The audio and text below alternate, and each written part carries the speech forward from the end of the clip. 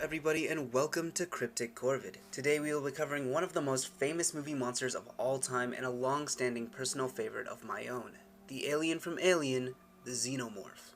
With the upcoming 9th movie installment, Alien Romulus, coming to theaters in just a few days from now, I thought it would be the perfect opportunity to explore the iconic movie monster that first saw the big screen 45 years ago. We'll be talking about all its relevant variations, abilities, and of course its origins in both real life and the movie franchise itself. For good measure and respect to the Alien franchise, we will also do a short chronological recap of the 4 movies and the video game that may have an impact on Romulus' story, as well as the overarching themes of them all. Fair warning, it does get into some pretty heavy territory, including topics such as sexual violence. With that in mind, viewer discretion is advised. Spoilers for movies Alien, Aliens, Prometheus, and Covenant, as well as video game Alien Isolation. Also, light spoilers for movies Alien 3 and Resurrection, as well as video games Colonial Marines and Alien Blackout as well. With all that in mind, buckle down cause it's gonna be a long one, and don't worry, I'll be sure to take frequent breaks to catch everybody up on the important details in between films. Let's start with a quick summary of what you'll need to know and how the Xenomorph came to be. The Alien franchise primarily takes place within the 22nd century, where humanity is in the very early stages of leaving Earth for other planets' resources, colonization, and scientific discovery. This is most evident in the clunky 70s to 80s technology, the long hyperspace travel times, and of course, the seeming complete ignorance to the universe's greatest secrets. Don't let this catch you off guard though, because the tech is still light years ahead of our own. With advanced space travel, near identical to human androids and synthetics, heavy-duty weaponry and spacesuits, as well as various other advancements that make the universe traversable.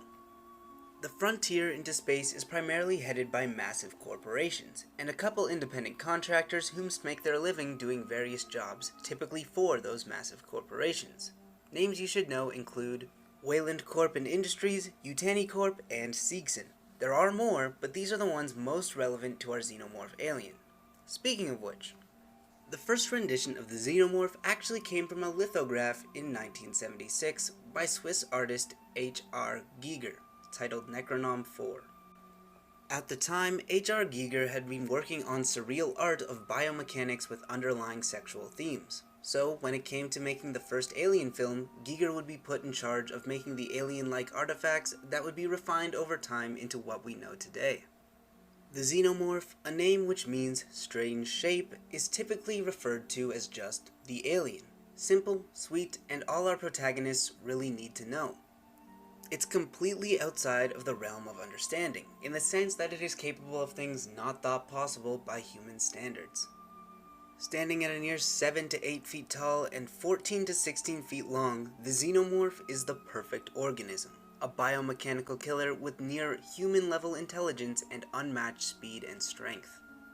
Its head, in a phallic shape and contained in a semi-translucent dome, houses what is known as the Old Senses. As though it cannot see, it is capable of using echolocation, electrolocation, advanced vibratory sensation, and, though being an independent thinker, can partake in a hive mind to obtain eusociality. The alien appears heavily biomechanical, with various ventilation systems and exoskeletal components to its slimy flesh, which houses various different purposes which I will get into later. I won't spoil too much about the creature's biology until after I've summed up its origins, but it has a double jaw that can jut out at bone-breaking speeds, acid blood capable of eating through multiple layers of metal, and is characterized by its multi-stage life cycle, which gives it some very fascinating evolutionary abilities. It involves 3 different organisms, a facehugger egg, a host, and the combination of both to create the Xenomorph. Before we start with its origins, here is a tiny bit of info to help you out. LV plus any combinations of numbers is assigned to planets and other celestial bodies that hold interest to humans and or are capable of being landed on but have yet to be named. And random large words such as Covenant, Prometheus, Nostromo, Torrens, etc. are all names of spaceships and are relatively unimportant, so don't worry about them. But I will mention them as they have thematic meaning. Okay, let's do this.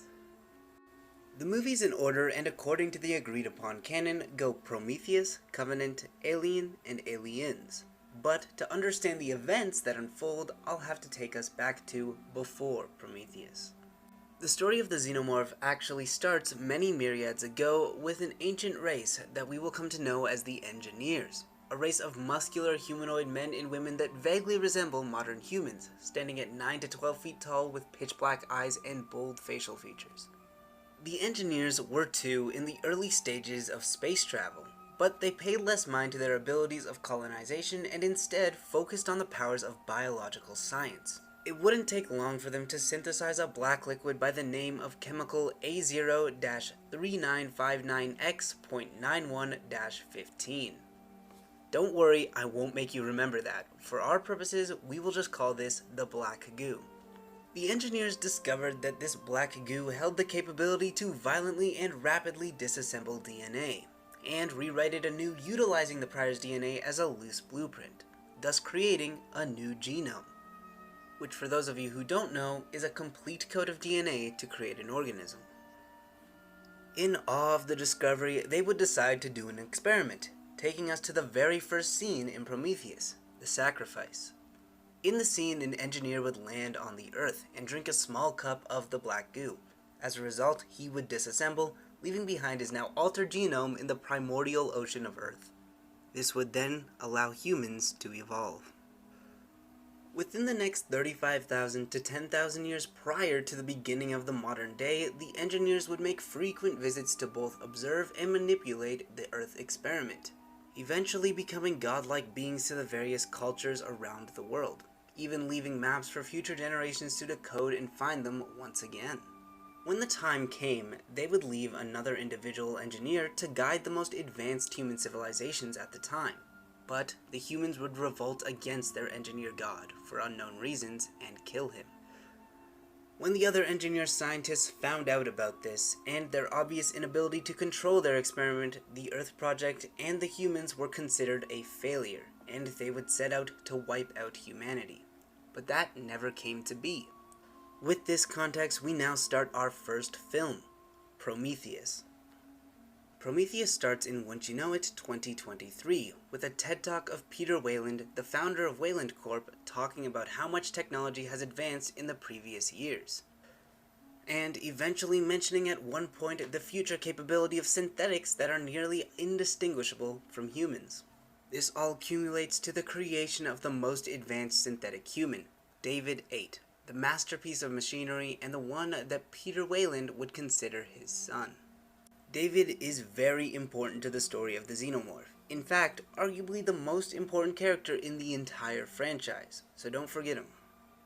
Anywho, some years pass and it is now nearing the end of the 21st century, 2088, where a young lady, Elizabeth Shaw, and her romantic partner, Charlie Holloway, would discover the maps that led to the engineer scientists. With their modern knowledge and technology, they would decode the map and find that it led to a moon circling a planet called Kalpamos, moon LV-223. Hoping this would be a life-changing discovery, one that Shaw believes may help her understand her faith, the couple would ask Weyland Corp for the funds and resources to investigate the moon. And upon hearing of the news, Peter Weyland would fund and secretly join the crusade in hopes to find the secrets of lengthening his life, and thus offset the Prometheus vessel.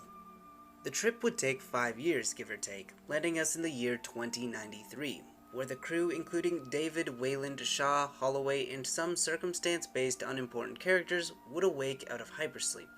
Upon arriving, they would begin to explore. On LV-223, David and the other crew would discover a wasteland, one clearly failing to support life in any capacity, but they would continue to adventure nonetheless, where they would find the engineer's outpost and ship.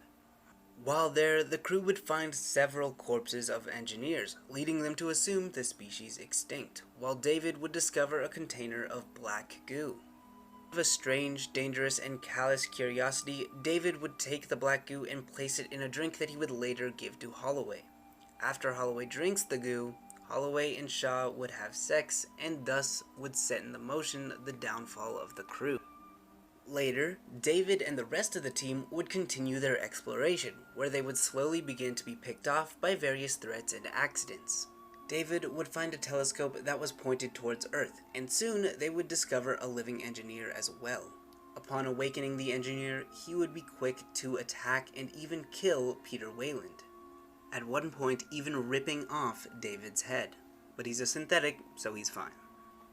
The engineer would soon continue his mission, making his intentions of killing the human race very clear. In and around all the stuff I just mentioned, a couple key events happen. 1. Holloway is violently mutated and killed by his team via flamethrower after he tries to get back on the ship. 2. Shaw gives herself a C-section when she finds she's pregnant despite being infertile with a squid alien monster, which is called the trilobite. Yes, everything I just said you heard correctly. And finally, a side character by the name of Fifield is infected and mutated into a vaguely xenomorph-looking mutant, which proves that the xenomorph genome exists in one way or another on LV-223, which we can use to deduce that it was the black goo that wiped out the engineers here. Okay, back to the main stuff. Shaw, upon learning of the engineers' intentions, warns the remaining crew, leading to the crew sacrificing themselves to stop the engineer from flying off from its recently reactivated ship. However, doing such doesn't kill the engineer, and in a final confrontation, Shaw releases her baby alien, whom attacks, attaches to, and places an agent down the engineer's throat. At the end of the movie, Shaw and David are the only survivors, who then go on to search for the home planet of the engineers, in hopes to learn of why the engineers came to wish death on all humans. And the now deceased engineer is shown to have a small alien organism vaguely resembling the modern xenomorph burst out of it. Okay, don't worry, I know that was a lot, so while our brain cells recharge, let's take a break and discuss everything of relevance to the xenomorph. If it makes you feel any better, it just gets easier and easier to understand from here on out. Okay, so really quickly. The engineers make black goo, which basically factory resets DNA. So the engineers make us, we prove to be a failure, and the engineers decide to wipe us out with that same black goo. Luckily for the human race, something goes wrong and the black goo breaches containment, killing the engineers on LV-223, allowing for humans to evolve into their spacefaring days. Millenniums later, David 8 finds his way onto the planet where he discovers the black goo and sees what it can do, and more importantly, what it can create. That being the trilobite facehugger, which creates the Deacon, that is, the xenomorph-looking alien that pops up at the end of the film. And so, what have we learned? It seems as though the genome for the xenomorph has existed for a while, and though the black goo typically mutates and kills someone, when it's used reproductively, it's capable of creating functional organisms. The one we see in the film being the facehugger trilobite, but we now see that that form is actually not its end stage. As we later see, when it's used reproductively again, it creates the Deacon. This will be very reminiscent of the xenomorph's life cycle I mentioned at the beginning of the video, but as we can see, it's still a far cry away from the monster we will get in the future. The Deacon is smaller, pale gray in color, lacks a tail, and has a more pointed, elongated head, but it does share some obvious traits with the xenomorph, the double mouth being most evident. When it comes to the overarching themes of the movie, well, obvious Christianity parallels are obvious. First, the event that causes the engineers to want to kill off the humans is very reminiscent of Jesus and his crucifixion summoning God's wrath. Second, David is named after David and Goliath, a story in which a small man defeats a Titanus equivalent using his brain and tools instead of strength.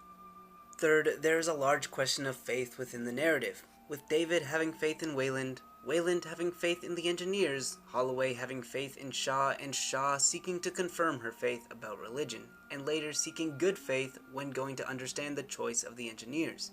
However, in every situation, they are met with disappointment, implying a very pessimistic reality that is later confirmed in the movies and games to come.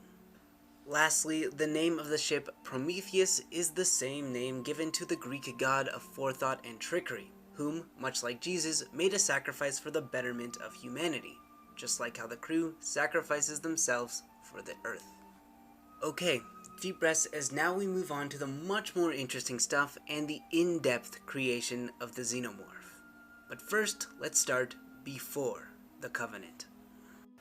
So, in between the events of Prometheus and Covenant, some minorly important developments happen. Shaw repairs David before their venture, the Wayland Corporation merged with the Yutani Corporation, and now they are going by Wayland Yutani, and David genocides the engineers. Okay, maybe not so minor development. Though some of this is shown in the film, it does take place before the main narrative. You see, as time progresses, David becomes more and more conscious, and begins to experience emotions and sapience to the point in which he is indistinguishable from human, at least on the outside. During the long journey, David learns to resent his father, Peter Wayland, and accepts that the engineers are no more gods than humans are. He also accepts humans as failed experiments, a dying race not deserving of resurrection, and yet he also finds himself falling in love with Shaw, as she is the only human to show him genuine kindness. When they finally reach the supposed homeworld of the engineers, David releases the black goo, wiping the engineers out. There are 3 in-canon reasons as to why he did this, one being his disdain for life, another being his desire to make something more pure, an Eden, if you will, and finally as a gift to Shaw as he wipes out the engineers hell-bent on human destruction for her acceptance. Regardless, when he presents his actions to Shaw, claiming that he wanted to make an Eden with her, she refuses to be complacent in the genocide, soon rejecting his feelings and ideology. You can imagine how well that goes for Shaw. As for David, he goes on to experiment with the black goo, engineers technology, and of course any survivors on the planet. In doing so, he also sends off a coded message containing a recording of Elizabeth Shaw singing Country Roads, bringing us to Covenant. The year is now 2104. That's 11 years after the events of Prometheus. The film opens with the USCSS Covenant, a massive spaceship in charge of carrying thousands of people and human embryos for colonization, as it is hit with a massive solar wave. The damages from the event leave the captain of the Covenant dead in his hypersleep pod, leaving the remaining crew to make decisions without proper leadership. Now, in this film, the crew are not nearly as important as in the last. That being said, there are some characters of note. Walter, the synthetic based off David 8, he has been considerably upgraded and does not possess the human aspects that characterize David. Daniels are Shaw parallel in that she is very knowledgeable and capable, as well as very logical, despite having lost her partner, whom was the captain of the ship. A complete contrast to the new captain, Christopher Oram. Oram is a man of faith, whose morals and attachments put him at odds with the company, and clearly is not prepared to lead so unexpectedly and in the midst of a tragedy. Learned that the ship was traveling to an Earth-like planet called Origai 6, but upon repairing the ship and receiving a message of Elizabeth Shaw singing Country Roads, they decided to investigate the signal, finding an unknown planet a little too perfect for their colony. Despite protests from Daniels, Oram, in fear of another solar disaster, decides to check it out. About over half of the active crew go down to the planet where they discover some interesting things, including the engineer's alien ship with the message from Shaw, and, strangely enough, human wheat. But of more relevance to us, 2 of the crew stumble across these egg-like plants that shoot out spores of, once you know it, black goo. The black goo spores combine into a bug-like jellyfish and, unbeknownst to the members, enter their bodies via ear and nostril. After some time, the men become violently ill and soon, via back and mouth, violently excrete baby Xenomorph, which rapidly age and begin to attack all organisms in sight. So let's take a pause and look at some of the more interesting narrative developments, their implications, and of course, this new Xenomorph. The biggest and most often overlooked finding on this planet is that of human wheat. Colonization does exist within the alien universe, and it's implied that the crew presume that it's some other human brought it to this planet. That or the crop miraculously followed the same evolutionary path as the crop on Earth. However, we know better. We understand that this planet is home to the engineers, or at least was, and we also know that the engineers created and guided our race, meaning it is 1,000 times more likely that the advancements of farming and agriculture were a gift from the engineers to steer humans in the right direction, including the methods and the crop itself, meaning that the wheat that we have grown so accustomed to on Earth is actually an alien crop from light years away. Very cool. Okay, and now, the Neomorph. The Neomorph shares a striking resemblance to what we know to be its future, the Xenomorph. Much more of a resemblance than the Deacon we saw at the end of Prometheus. The Neomorph stands just under 7 feet. It's white, smooth, and textureless with a pointed elongated head and of course a long, thin tail, with a spike on the end. It also has 4 sharp spikes protruding from its back. In the film, we see that this creature has no mouth until it violently erupts out, revealing a hidden jaw which can effortlessly chew through human flesh. This variation of the Xenomorph species is capable of being violent immediately upon birth and is shown to also age into its full size in a matter of hours. We see that the Neomorph struggles to do meaningful damage with its hands and feet, but we also see that its tail acts like a whip and is capable of slashing with incredible force, even slicing off the jaw of an unfortunate victim. We also see that upon encountering Walter, the synthetic, it attacks him and bites off his hand with relative ease. Not only showing that it struggles to fully understand the difference between synthetic and human, but that it also has acidic saliva. Finally, we see one of the 2 Neomorphs get gunned down. Even though it tanks many of the shots and is too fast to be hit by any meaningful ones, it's clearly relatively easy to kill. Alright, let's continue with the story. Before they are able to kill the other Neomorph, our favorite synthetic, David 8, arrives in a hooded outfit, scaring off the Neomorph with a flare. Though through the lens of the crew, this appears as an act of altruism. We ourselves know that David has a strange obsession with these organisms, and was likely trying to protect it from the humans. David leads the remaining party through the dissolved remains of the engineers, creating a narrative about how the genocide was an accidental release of the pathogen and that Shaw had died in the crash of the spaceship. And we also get to see some visuals of the Engineer Society, which appears almost primitive to our own. This could be for many reasons, but it's likely just because their culture revolved around biotech, agriculture, and likely strong cultural values that prevented them from advancing like humans did, but also prevented the need for colonization as their planet would remain healthy. Later, we get an interesting philosophical clash between Walter and David. I'll discuss this in a bit more detail in a bit, but for now it's fundamentally the contrast of a machine made to feel and act out of love versus the newer model whose was made to act out of duty and never to create. Some time passes and Oram is distraught at the disaster that he is inadvertently responsible for, and goes to find one of his crew that snuck off, where he comes to find David face to face with the other, now fully grown Neomorph. The Neomorph is a little more hesitant. Now fully grown and level-headed, it does not attack the synthetic, nor does it attack Oram when he walks in. Oram, upon seeing that David is complacent with the creature's murdering and consumption of his crewmate, kills the Neomorph and then begins to interrogate David. David, now distraught at the death of the organism, claiming it trusted him, agrees to reveal everything to Oram. Okay, this is going to be a rather quick but confusing lore dump, so lock in. David reveals that upon the release of the pathogen, it would connect itself to all non-botanical life forms, i.e., anything but plants. Given time, the pathogen would connect itself to the ecosystem and create the spore-like black goo, which would become a parasite. The parasite would then find and attach itself to a host of surviving animals, such as the ones we see illustrated by David, and in time would create a Neomorph, which, though relatively consistent, would also inherit some of the traits taken from its host. David, claiming time is the devil's workshop, would begin to experiment with these creatures, hybridizing, crossbreeding, and engineering his own variation. Upon this reveal, David leads Oram to his giant proto-eggs, in which a spider-like creature jumps out and attaches itself to Oram's face. We will come to know this creature as the legendary Facehugger, which places some sort of agent into Oram, and out of his chest bursts the Predomorph. Now the Predomorph, or Protomorph, is far more Xenomorph-esque. It lacks the signature biomechanical features, but is nearly identical to the real deal.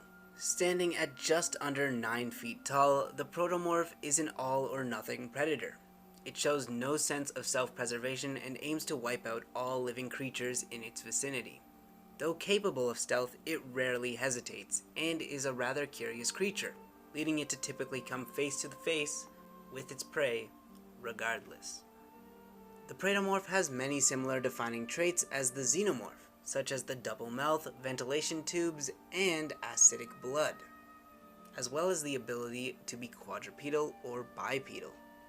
During the Predomorph's rampage, a couple noteworthy events happen.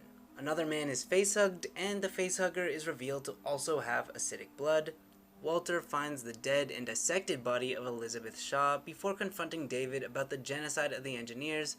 David shares another ideological clash before David kisses and attempts to kill his synthetic clone, after which David reveals his intentions to Daniels before forcefully kissing her as well and attempting to kill her. David, however, is interrupted by Walter, whom has repaired himself, leading to a fight between the two synthetics. During this, the remaining team escapes the Protomorph with a now disguised David pretending to be Walter. Upon leaving the planet, another Predomorph is born on the ship, and the last two survivors, including Daniels, another man named Tennessee, and David, must team up to kill. In the encounter, we see that the Predomorph can seemingly breathe in space. After all is said and done, Tennessee and later Daniels go to hypersleep, but before Daniels is able to go to sleep, she asks whom she thinks is Walter a question, and as she drifts off, he reveals his true identity as David. Finally, David is seen adding 2 facehugger embryos to the ship's human embryos as he sends a message in place of Walter, relaying an altered version of events, claiming to now be headed to Origae 6. But it's unlikely that that is true. Okay, end of Covenant. The rest will be way quicker, so let's recap the recap. Basically, David released the black goo onto the engineers, and as a result killed most of them. In the event was birthed the Xenomorph subspecies that used its host DNA to replicate and multiply. David would use these creatures to make his own variation, working towards a pure and perfect organism. That being said, the lack of life caused by the initial virus release meant that the life form was not sustainable. But luckily for David, with the arrival of the colony, he could now test both the Predomorph and gain thousands of test subjects for future research. Now this is just speculation, an inference that I have made based on both lack of knowledge and knowledge of the next couple films. But I think that the Predomorphs were a complete failure, at least in the eyes of David. David is attempting to try and make the perfect organism, which means not only will his creature have to find a way to reproduce and expand, but they will also require a way to preserve themselves and choose their battles. In that sense, the all-or-nothing, kill-all approach that the Protomorph holds is lacking the necessary components for survival, which is likely why the Xenomorph of the future takes on more biomechanical properties in David's image, but also a more sexually oriented goal. So now in terms of the overarching themes of the movie. With the introduction of the Xeno subspecies paired with the themes of life, death, and colonization, we are starting to see a connection of a theme of survival. The various moments that reference creation, reproduction, sex, and of course love also play a part in building that theme. David and Walter contrast each other when it comes to these ideas. Whereas David is free and allowed to love, emote, and create, Walter is not, programmed against it even, leading to a one-sided connection between the two that reaffirms David's disdain for humanity as he feels as though they have neutered art and expression, something David is shown to have a very deep connection to. It's rather depressing. In a sense, David is a tragic villain, with the only person that he genuinely cared for and that genuinely cared for him rejecting his dreams, and in his robotic action experienced enough human emotion to feel the pain of love and loss, but still chose his dreams over what he had, and now the universe will suffer for it.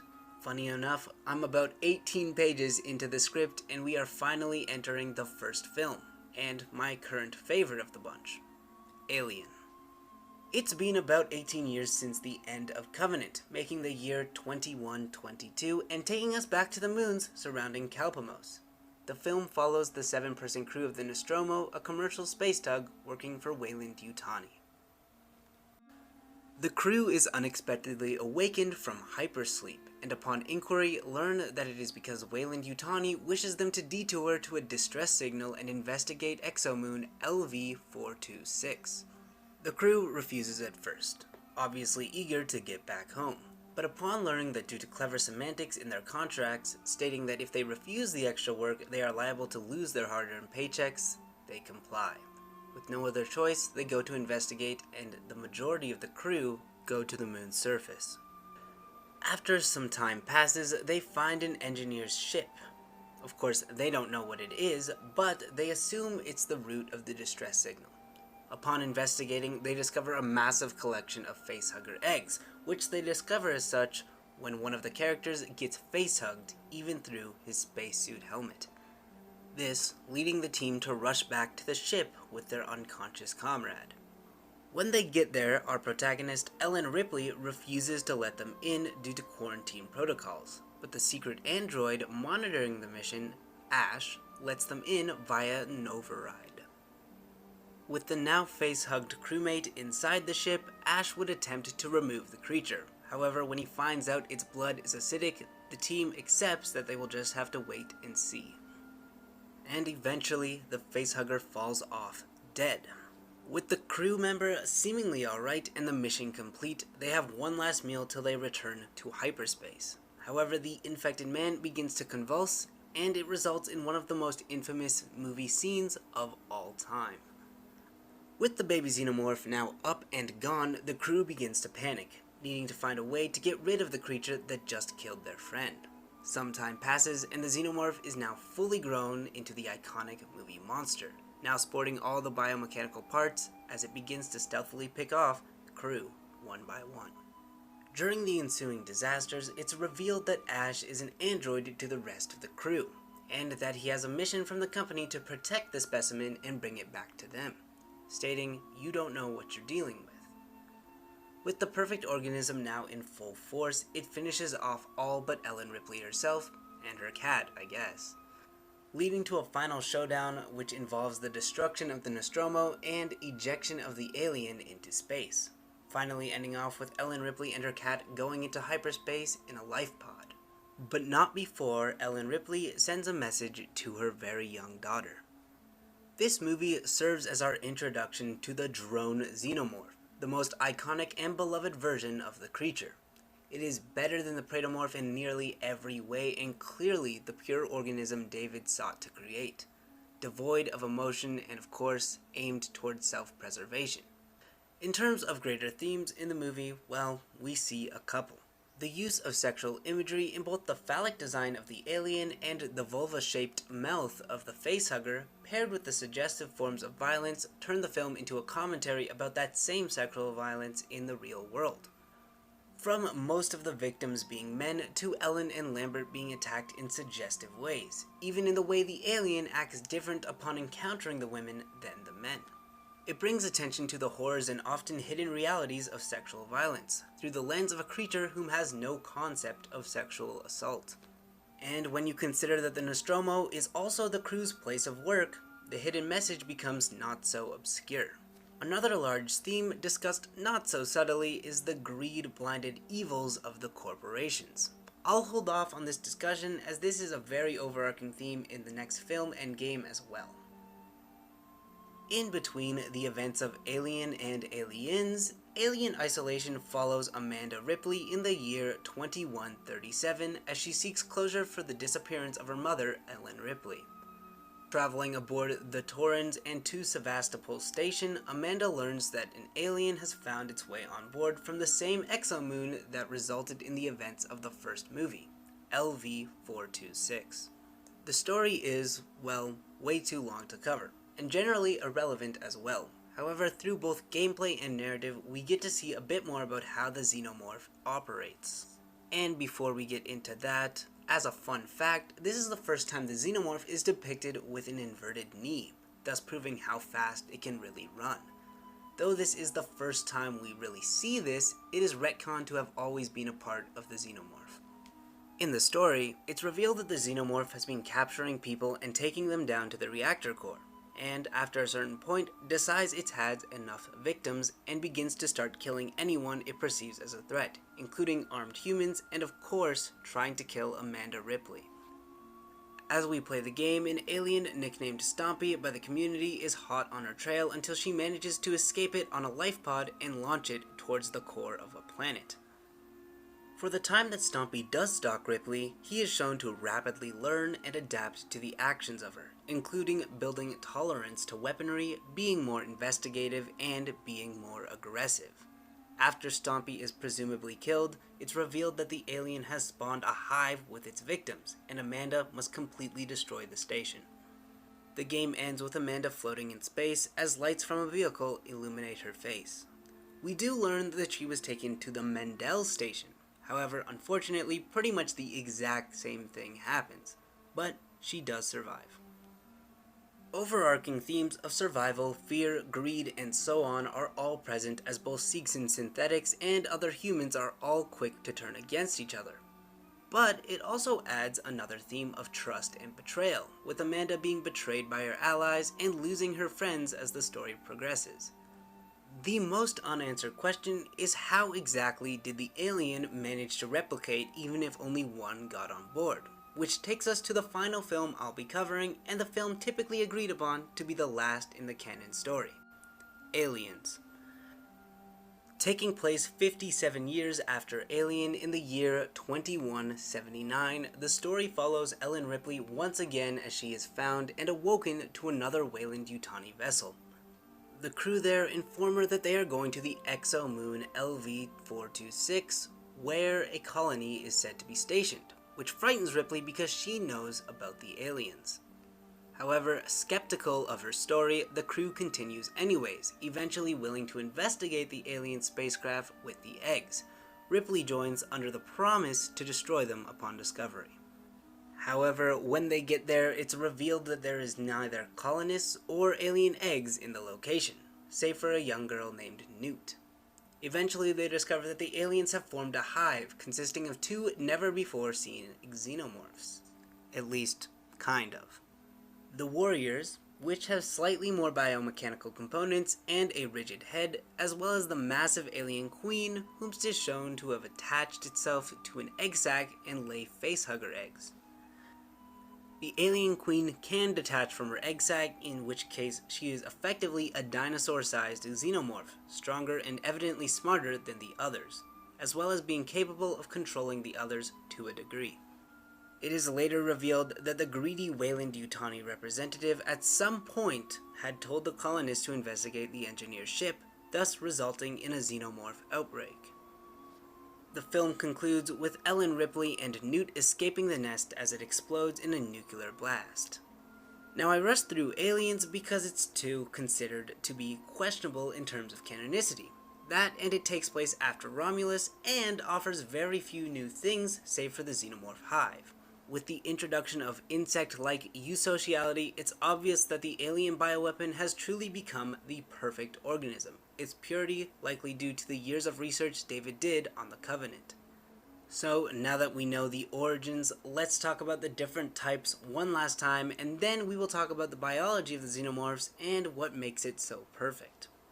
The Deacon, the most underdeveloped xenomorph born from a proto-facehugger, the trilobite, and an engineer. The Neomorph, the relatively natural variation of the Xeno, which uses black goo spore-like parasites to create its offspring and exists like any other predator in its environment. The Praetomorph, the results of David's meddling with the various neomorphs on the planet. It is the first proper xenomorph and, though not perfect, shares a very similar design. The Drone Xenomorph, the dome-headed Xeno, the perfect lifeform and the most dangerous in its ability to use smarts and speed to both expand and kill. The Warrior, or the second stage of the Xenomorph, relatively weaker than the drone, this is generally the look of an aged drone, or a subspecies that is generally the sign of a hive. It is very rarely alone and is more equipped for offense than defense. The Queen, or the third stage of the Xenomorph, key to the hive. Though slower and incapable of stealth, it is much larger and much smarter. It leads the hive's minds and keeps the system of the hive running. It is a possible evolution of the Xenomorph, provided there is no other queen. Alrighty, and now that we're about 40 minutes into this video, let's conclude with the biology. You see, in David's attempt to make the ultimate life form, he took much inspiration from the biotech of engineers, and when it came to actually creating it, he would make something more akin to a bioweapon than an animal. The Xenomorph operates more like a battery. It collects resources via the environment through the ventilation tubes on its back and eats just about anything when it needs to, including organic and non-organic resources. It excretes waste through the vents as well. The alien's acidic blood allows it to operate with seemingly endless energy, but its survival-oriented brain prevents it from making any hasty decisions. They can be killed, albeit with enough firepower, but it is no easy feat, even with advanced technology of the 22nd century. It is, however, afraid of fire, likely because of how violent the pain would be as its skin cells rapidly expand and close to adapt to the heat, feeling as though it is being teared in half constantly while in contact. Alien eggs can be produced in two ways. One via the evolution of Xeno to Queen, in which it would activate the alien's dormant egg system, or the horrific process of egg morphing, wherein the alien takes a victim and, in one way or another, turns them into a facehugger egg. While alien eggs can survive indefinitely if unmoved, in expanded alien lore it is revealed that the Xenomorph has a relatively short lifespan. However, it is capable of hibernating and slowing its aging down to a crawl, waiting for the next creature to awaken the hive. And that is going to have to be it. Thank you so much for watching. This is my longest video yet, and though super fun to make, I do much prefer making the smaller videos. That being said, if you all enjoy, I will do longer ones in the future. Regardless, the Alien franchise means so much to me, and I wanted to pour everything I had into this video. I'm also super excited for Alien Romulus, and I can't wait to see if it adds to or alters the lore of the Alien franchise. If you watched this far, you are the best. Thank you so much for the support. If you liked what you saw here today, please like and subscribe, and I will see you next time. Adios. When danger threatened him, he never got hurt. He knew just what to do. He ducked.